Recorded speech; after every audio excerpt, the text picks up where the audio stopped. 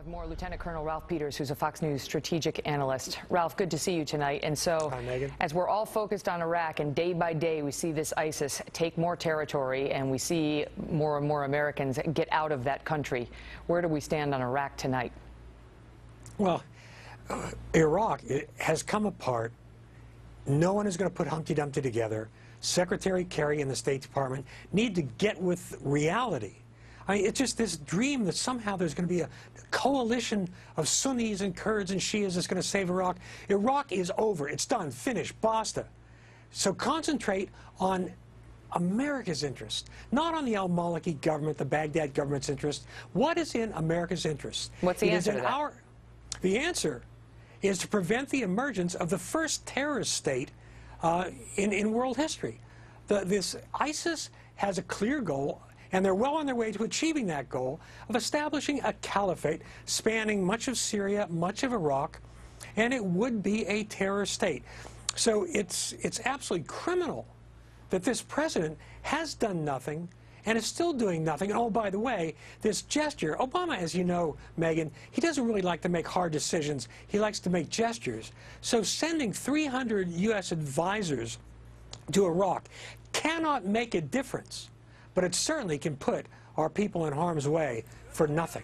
What of these 300 advisors? I mean, the president's defense, this is a hard decision to make. You know, you see partisans all over the board on this, Ralph, because so many, even staunch Republicans, even some of the neocons who really wanted us to go in Iraq, seem to have pause about us going back into Iraq now. Well, I'm not for us sending the 82nd Airborne Division into Iraq tomorrow. But let's see what air power can really do. I mean, the Air Force and the contractors are always telling us how wonderful air power is. And frankly, air power can't solve this. But it sure as hell could hurt the terrorists. And the fact that, and I can tell you, that we heard earlier from Catherine, is absolutely true. Intelligence has been watching this build up, watching ISIS build up for months and months. The White House claims it was caught off guard. The White House is lying. This president is a coward. He won't make tough decisions to defend America. And, you know, it's just, at some point, yes, it's a hard decision. Presidents are supposed to make hard decisions. Bush was derided for saying, I'm the decider. But, Megyn, that's what a president is. And I am not for willy-nilly foreign interventions everywhere in the world. But when you see the emergence of an al-Qaeda offshoot terrorist state in the heart of the Middle East that threatens our interests and will threaten Americans, and our president does nothing whatsoever except send those 300 advisors, some of whom are in Baghdad, probably safe, some of whom are in Erbil up in the Kurdish areas, they'll be safe. But they're brave guys, they're special operators. But those guys, when we send them out in teams on the ground, the one thing they could do is help call in airstrikes. But the Iraqis will not defend them.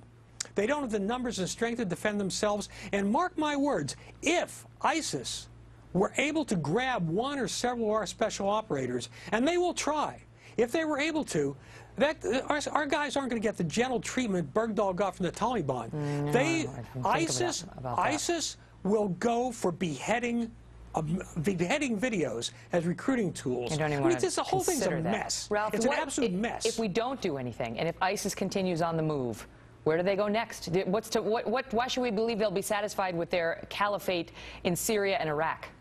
Well, they won't be, and that's a very important point you raised, Megyn.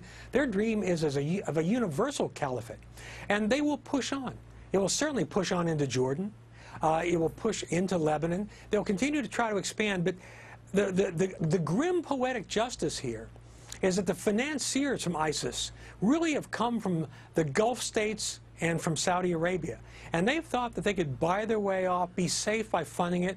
But as everybody always finds out who tries to deal with terrorist organizations, it's like having a pet cobra. It turns on you eventually. And I'm afraid that regrettably, if we don't act, it's going to be a disaster. And here's the bottom line on all of this. When the United States is powerful and strong, the world complains. But when the United States is weak, the world suffers. Ralph Peters, thanks for being here. Thank you, Megyn.